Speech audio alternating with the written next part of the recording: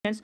तो देखिए इसको जो सेकंड शिफ्ट में जीके जीएस से कुछ प्रश्न आया था वो स्टूडेंट के द्वारा व्हाट्सएप ग्रुप में शेयर किया गया है, उन्हें फ़ोन करके बताया फ्रेंड्स। तो वही सब प्रश्न को मैं आप लोग के बीच शेयर कर रहा हूँ फ्रेंड्स। आप लोग जीके जीएस का प्रश्न है, इसमें देखिए मिला लीजिए इसमें से कौन कौन सा आपका सही हुआ है, कौन कौन सा गलत हुआ है। ठीक फ्रेंड्स, क्वेश्चन हूबहू नहीं हो सकता है फ्रेंड्स, लेकिन आप देखिएगा पूरा तो आपको समझ में आ जाएगा कि यही प्रश्न आपको पूछा गया था और इसका सही आंसर क्या होगा। हो सकता है कोई प्रश्न में पढ़ने सटीक ना लिखा हो फ्रेंड्स, लेकिन आपको आइडिया मिल जाएगा। देखिए तो प्रश्न आपको पूछा गया था फ्रेंड्स। इससे पहले एक रिक्वेस्ट है कि चैनल पे पहली बार आए तो चैनल को सब्सक्राइब कर बेल आइकन को जरूर दबा दीजिएगा फ्रेंड्स, ताकि महत्वपूर्ण वीडियो का नोटिफिकेशन समय से आपको मिलता रहे। तो देखिए आज सवाल पूछा गया था फ्रेंड्स कि हिमा दास किससे संबंधित है। तो देखिए हिमा दास है जो एक एथलेटिक्स से है फ्रेंड्स, एथलेटिक्स से संबंधित है और वो असम राज्य की रहने वाली है। ठीक है, हिमा दास कहाँ के रहने वाले, असम राज्य की, और एथलेटिक्स इसका राइट आंसर होगा। ठीक ठीक है फ्रेंड्स।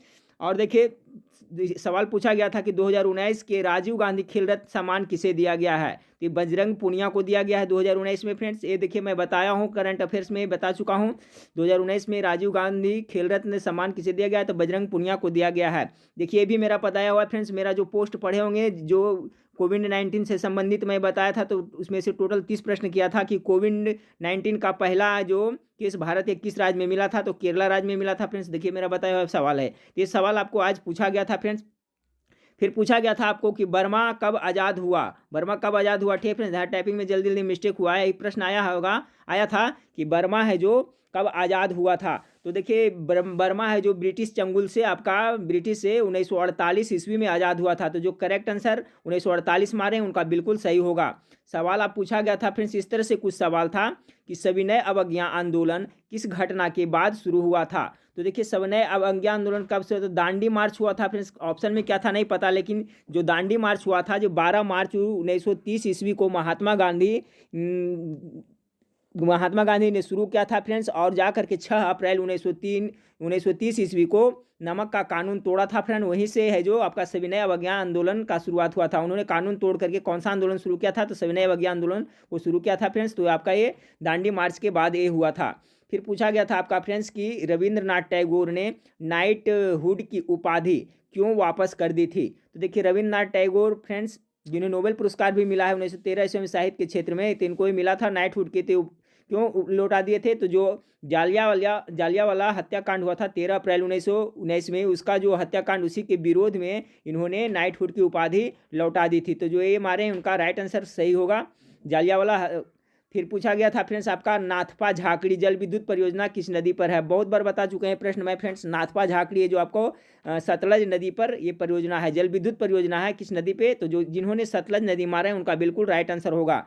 फिर पूछा गया था फ्रेंड्स पीसो, ठीक है, पीसो या पेसो किस देश की मुद्रा है, तो फिलीपींस की मुद्रा है। फिलीपींस की राजधानी कहाँ है, तो मनीला, और मुद्रा का नाम क्या है, तो आपका पीसो। तो फिलीपींस से जो मारे हैं फ्रेंड्स इनका राइट आंसर होगा। तो ये प्रश्न पूछा गया था। सवाल नंबर 9 में पूछा गया था 9 में देखें कि लोकसभा में अनुसूचित जनजातियों की संख्या कितनी आरक्षित है। इस तरह से कुछ प्रश्न था। तो जो 84 मारे हुए फ्रेंड्स उनका बिल्कुल राइट आंसर होगा, क्योंकि लोकसभा में अनुसूचित जनजातियों की संख्या कितना है, तो 84 है। सवाल नंबर 10 को देखिए, संविधान के संयुक्त अधिवेशन बुलाने का प्रावधान किस अनुच्छेद में है। ये भी महत्वपूर्ण सवाल है। तो संविधान के संयुक्त अधिवेशन बुलाने का जो प्रावधान है जो आपका 108 ईस्वी में है, कितना, सॉरी 108 अनुच्छेद में है। अनुच्छेद कितना, 108 में। तो ये सवाल आपको पूछा गया था कि संविधान के संयुक्त अधिवेशन बुलाने का प्रावधान किस अनुच्छेद में है, तो 100 अनुच्छेद कितना, 108 के तहत हो जाएगा। जिन्होंने 108 मारा उनका राइट आंसर हो जाएगा। सवाल पूछा गया था आपको कि पंचायत में वित्त आयोग का गठन कौन करता है। बहुत महत्वपूर्ण मेरे द्वारा बताया हुआ सवाल है।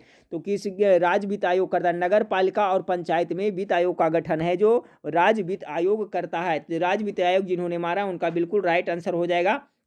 फिर पूछा गया था आपका कि जापान का मैनचेस्टर किसे कहा जाता है, तो जापान का मैनचेस्टर आपका ओसाका को कहा जाता है। तो जिन्होंने ओसाका करेक्ट मारे हैं फ्रेंड्स उनका करेक्ट आंसर होगा। फिर कुछ प्रश्न था ऐसे क्रिकेट कंट्रोवर्सी से फ्रेंड्स जो अजहरुद्दीन से संबंधित है। तो इस तरह का कुछ प्रश्न है, तो इसका अजहरुद्दीन वहाँ पर ऑप्शन होगा फ्रेंड्स। आप पूरा प्रश्न हमको नहीं लिख पाए हैं, ठीक है, लेकिन ऐसा क्रिकेट कंट्रोवर्सी करके था कुछ, ठीक है, अजहरुद्दीन।